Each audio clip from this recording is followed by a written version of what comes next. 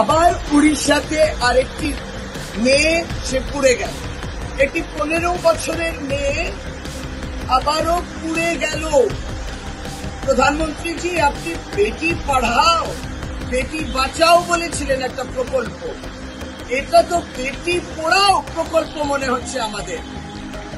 Orissa government সরকার, এটা আপনাদের সুশাসনের উদাহরণ না কুশাসনের উদাহরণ? আর জাতীয় মহিলা কমিশন, জাতীয় শিশু সুরক্ষা কমিশন, তারা কোথায়? তারা কি শুধু যেখানে বিরোধী দলগুলো অর্থাৎ বিজেপি বিরোধী দল সরকার আছে সেই রাজ্যগুলোতে পৌঁছয়? আর যেখানে বিজেপি শাসিত রাজ্য আছে সেখানে তো তারা পৌঁছন না কেন? হঠাৎ উধাও হয়ে গেলেন, তাদেরকে আমরা দেখছি না। এই যেটা ঘটনা হলো, এই 15 বছরের মেয়ে উড়িষ্যাতে পুরীতে, এটা কিন্তু ক্রিমিনাল নেগলিজেন্স। এই অবহেলা কিন্তু শাস্তির দাবি রাখে। তৃণমূল কংগ্রেস প্রতিবাদ জানাচ্ছে।